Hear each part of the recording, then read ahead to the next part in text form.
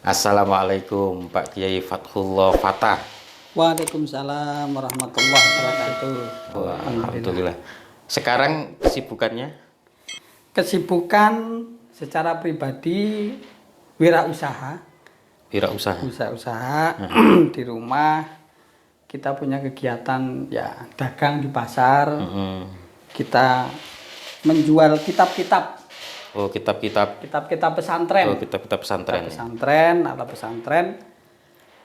Terus secara organisasi ya nderek-nderek dawuh para masyayikh wabil khusus wasiat-wasiat Lirboyo itu santri Lirboyo kalau pulang dilarang berorganisasi di selain Nahdlatul Ulama. Ini ya kami nderek-nderek masyayikh untuk khidmah di Nahdlatul Ulama. Jadi apa di Pesawaran apa di kecamatannya? Kalau di Pesawaran 2014, 2015 saya menjabat pejabat. Ya menjabat. Ya. Waktu itu wakil ketua Gerakan Pemuda Ansor Kabupaten Pesawaran. Oh, pernah ya? Pernah. Sampai 2015. Oh, sampai 2015. Wakil ketua 3 di bidang keagamaan. Kemudian 2016 waktu itu saya disorot katanya oleh pengurus cabang ini, kemudian saya ditunjuk untuk menahkodai majelis wakil cabang yang ada di Kecamatan Kedondong. Yang waktu itu memang sudah dari dulu belum ada. Sebenarnya sudah ada, tapi mungkin dari segi harokah kegiatan mungkin agak vakum. Akhirnya saya ditunjuk waktu itu oleh pengurus cabang untuk menahkodai bersama para kiai, para ustadz di Kecamatan Kedondong. Alhamdulillah terbentuk, dan selama 8 bulan ini Gus, bukan saya sendiri, karena saya juga senang berkoordinasi sama ustadz-ustadz. Dan alhamdulillah di Kedondong ini, alhamdulillah, summa alhamdulillah, banyak kiai, banyak alumni pesantren. Rata-rata alumni mana? Semuanya banyak. Dari Jawa Barat, Bantenan, kemudian Jawa Timur, Jawa Tengah, ke apa itu namanya, Tegarjo. Alhamdulillah banyak di sana. Akhirnya jiwa santri saya ini yang mungkin ketika pulang bertemu dengan teman-teman alumni dimanapun, hanya kita membangun komunikasi, dan 8 bulan itu kami bekerja sama dengan ustadz-ustadz muda dan yang sepuh. Terbentuk kalau nggak salah sekitar 7 ranting di Kecamatan Kedondong. Alhamdulillah. Ya. Alhamdulillah. Jadi kemudian 2017-18 ya saya juga nggak tahu, kemudian diangkat langsung oleh jajaran pengurus cabang ini ke sekretaris cabang sampai saat ini. Oh, sekarang berarti masih menjabat sebagai sekretaris cabang, pengurus cabang Nahdlatul Ulama 2023. Konferensinya tahun berapa itu kira-kira? Konferensi yang akan datang? Ya, cabang yang akan datang di 2024. 2 tahun lagi ya? 2 tahun lagi. Ada minat untuk ke PC? Kalau saya pribadi, yang penting dasar kami itu, artinya tidak harus di posisi apapun, yang penting kami itu dimanapun kami ingin berkhidmah li Nahdlatul Ulama, tidak harus di posisi ketua, sekretaris ataupun bagaimana. Yang penting ada wasilah perjuangan, baik itu ketua ranting dan sebagainya lah intinya. Karena memang apa yang ngendikaken oleh guru-guru Lirboyo juga seperti itu. Jadi bahkan riwayat Al-Maghfulah Simbah Yai Mahrus Ali ini Rois Suriah PWNU sepanjang masa. Sepanjang masa. Dari mulai beliau diangkat oleh Hadratus Syekh sampai beliau wafat. Ya, jadi tapi pantas itu kalau jadi apa? Rois Suriah PWNU. Rois Suriah itu pantas. Untuk jadi sepanjang masa itu kan pantas, tapi kalau jadi sekretaris sepanjang masa kan nggak pantas. Min yaumin hada ila yaumin hada. Kan nggak pantas. Iya, Harusnya kan ada peningkatan. Karir itu kan ya harus ada peningkatan gitu loh.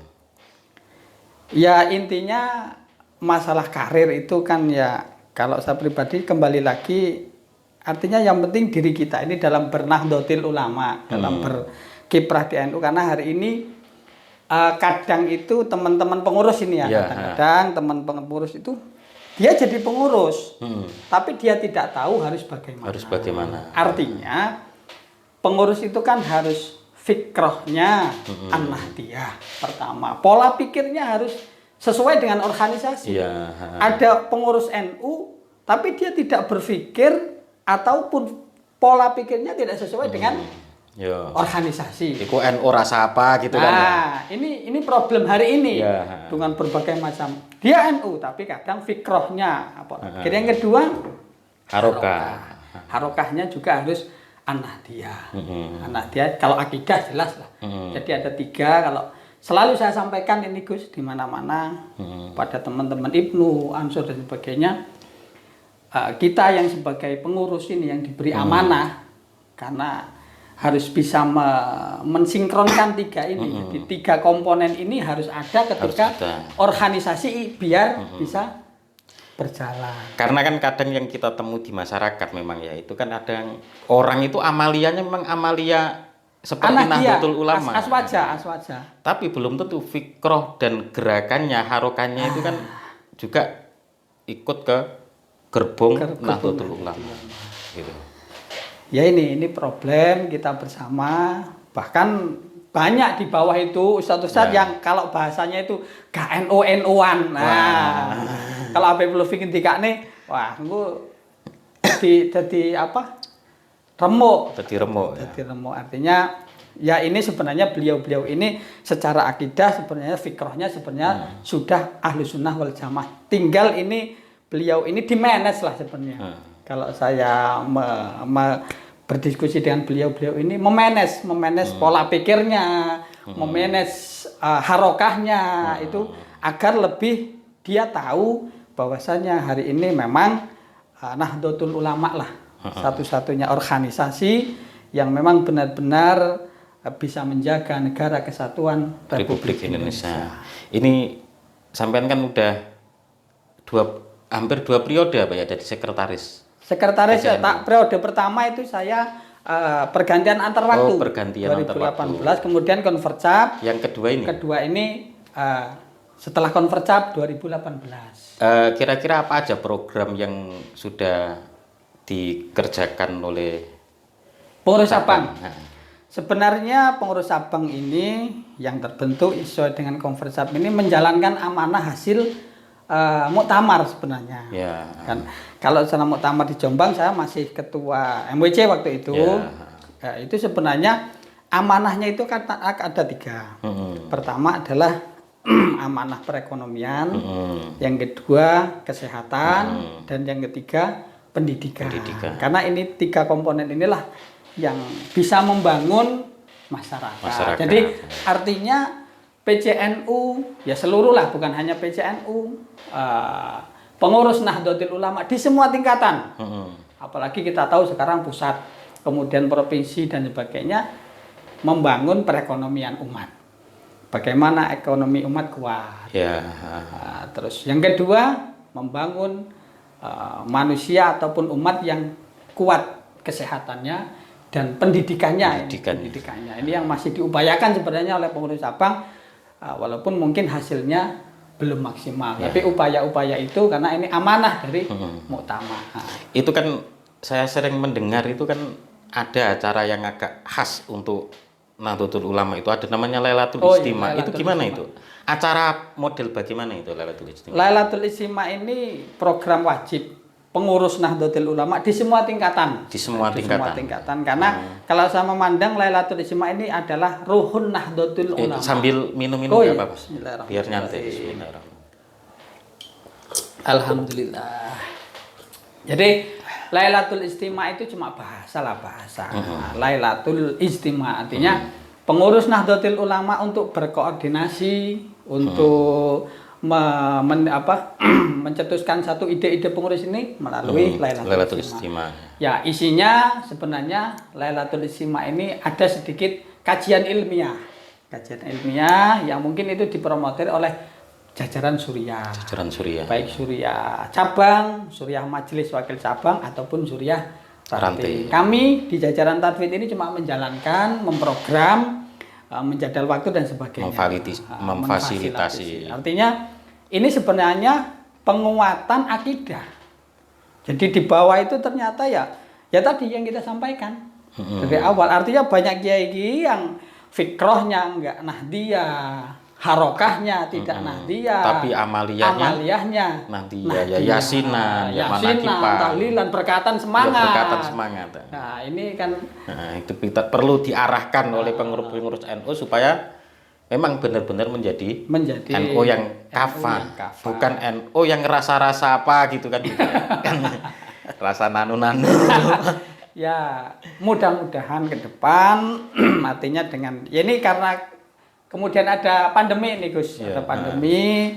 Jadwal kalau kami menjadwalkan 1 bulan sekali tur per kecamatan. MWC nanti semua kita yang backup. Alhamdulillah berjalan dan sebenarnya responnya bagus dari teman-teman MWC. Kemudian nanti kita menginstruksikan MWC tur ke ranting. Sekaligus biasanya berkoordinasi pembentukan ranting dan nanti ketika itu sudah berjalan apa programnya dari pusat ke PW turun ke cabang kita sampaikan melalui Lailatul Istimewa ke MWC. Jadi alhamdulillah niate semuanya kalau saya ini kepingin biar keturunan saya ini biar apa ya tahu tentang NU apa gimana? Ya artinya seperti yang didhawuhkan wasiat Mbah Hasyim Asy'ari, sapa sing gelem ngurusi NU, tak dongakne saanak putune. Saanak putune husnul khotimah. Amin. Ini karena saya ya mungkin keterbatasan saya, ya saya juga kepingin anak-anak saya ini memang benar-benar menjadi waladan sholih, waladan sholihatan, alim dan sebagainya dan bisa menjadi penerus-penerus para sesepuh-sepuh pendiri Nahdlatul Ulama. Selain ini kita bicara kendala ya. Tadi kan ada mungkin yang dikatakan dari kesimpulan yang dikatakan oleh Pak Sekretaris tadi. Ada kendala dalam hal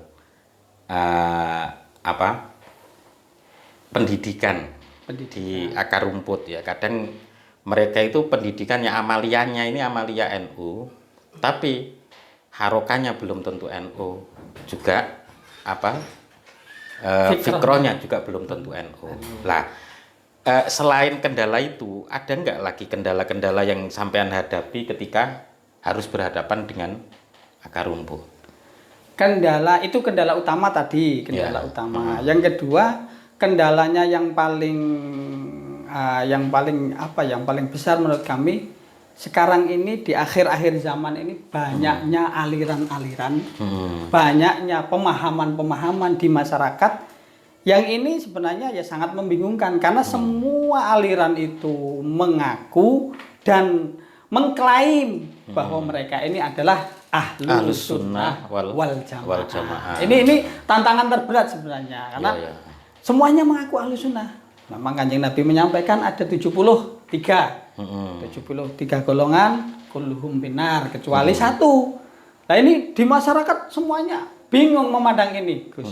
Jadi ini tugas sebenarnya jajaran Suriah dan kami semuanya Porus Sabang di semua lini tingkatan ini memberikan pemahaman, memberikan tentang Ahlus Sunnah wal Jamaah itu yang bagaimana, aswaja yang bagaimana. Berarti NU juga mengaku sebagai Ahlus Sunnah wal Jamaah. Ya, NU mengaku Ahlus Sunnah wal Jamaah. Dan yang lainnya aliran bahasa aliran terlalu ekstrim ya. Paham-paham yang lain lah ya. Juga mengaku seperti itu. Ahlus Sunnah wal Jamaah. Ini kendala. Ya bukan kendala, ini tantangan. Karena sampean itu sebagai pengurus, maka seperti ada sesuatu yang harus dilakukan untuk membenahi itu semua gitu. Tugas kami itu harus yaitu tadi penguatan akidah melalui kajian-kajian di Lailatul Istimewa itu gitu loh. Pesawaran itu kan jauh ya. Misalnya dari ujung sana mana? Di ujung ada kecamatan Punduh Bidada, susur sana. Terus kemudian agak ke sini kecamatan Margapunduh, kemudian kecamatan Teluk Pandan, kecamatan Padang Cermin, Wairate. Ada 5 kecamatan pesisir. Dan sebenarnya Pesawaran ini kaya, Gus. Kaya sekali dari segi kita itu maritim. Ya, memang banyak laut ya. Pulau juga ya. Iya. Dulu itu pernah Lailatul Istima di tengah pulau. Nah, ini di sangat pulau mana itu? Di Pulau Pahawang, Gus. Oh iya, Pulau Pahawang. Pulau Pahawang. Masya Allah, kami dengan para kiai-kiai, kemudian kita ke Pulau Pahawang. Di sana masyarakat sangat antusias ya. dengan kedatangan Mori Sabang. Artinya kalau masalah agama di sana sudah baik. Artinya perkembangan agama sudah ada. Banyak kiai, banyak ustadz. Tapi memang secara pemahaman lebih khusus tentang ke-NU-an ini yang perlu selalu sosialisasikan dan selalu jadi di sana ada lagi yang lebih ujung itu tapi belum kita sempat, yang dulu itu kena tsunami. Di mana itu?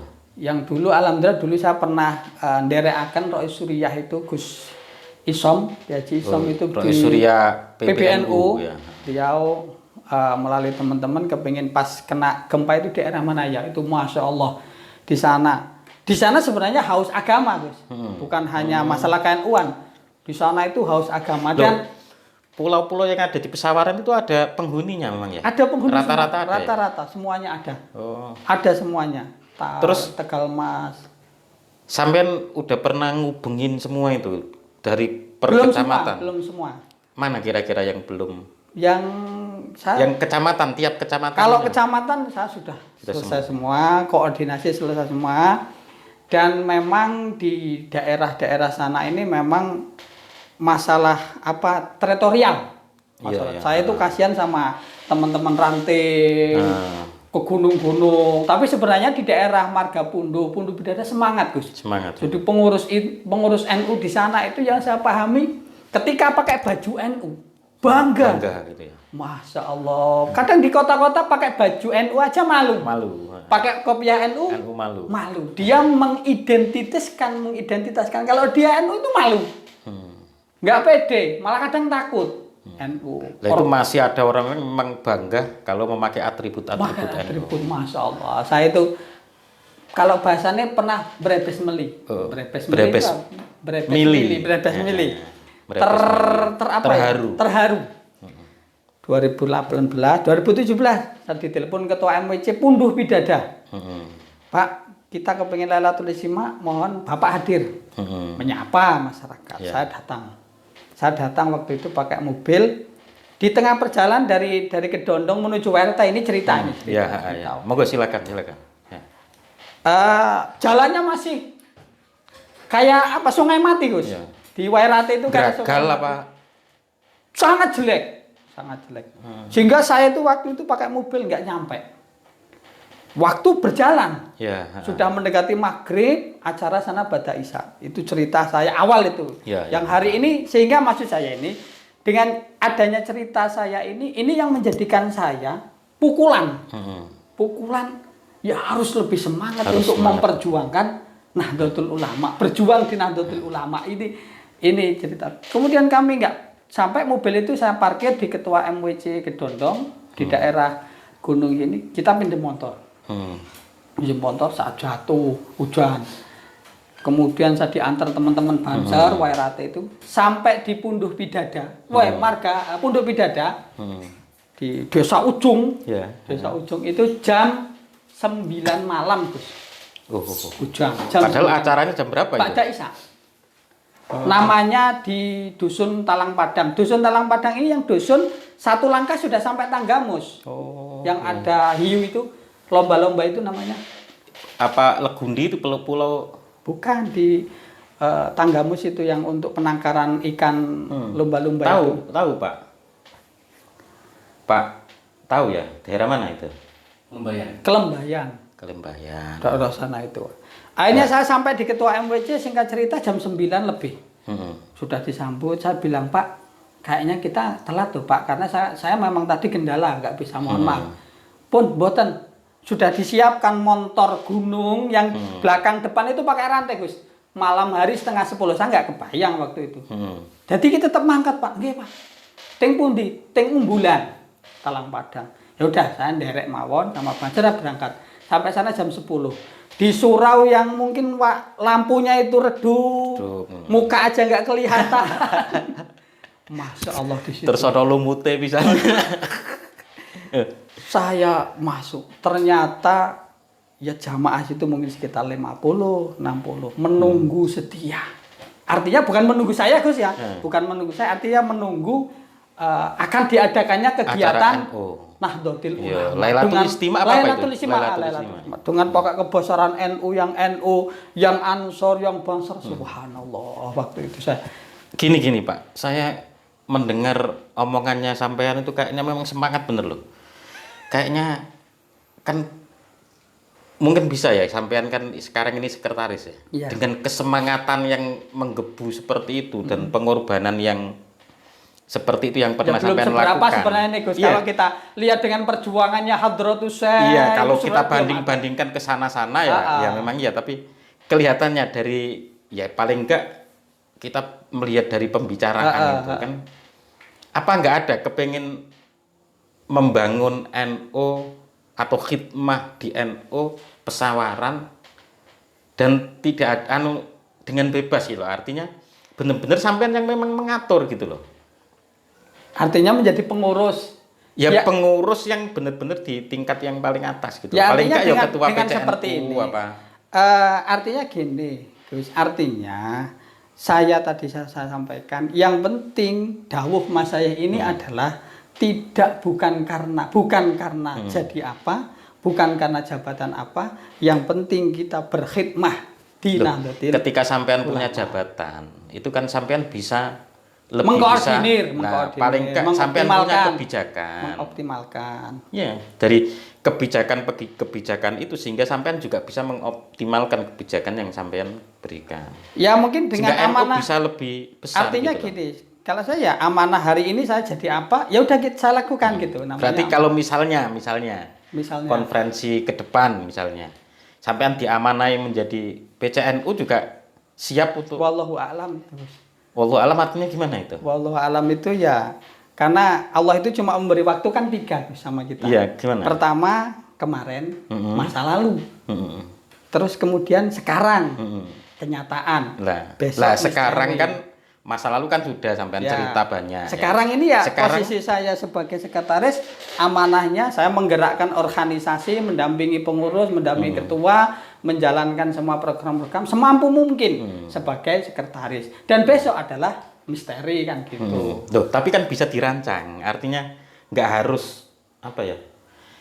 Sesuatu yang akan datang kan walaupun belum kelihatan apa, tapi kan kita punya angan-angan sampai ke sana kan biasanya orang itu. Iya. Normalnya loh ya. Pada dasarnya organisasi ini kan bukan kegiatan individu.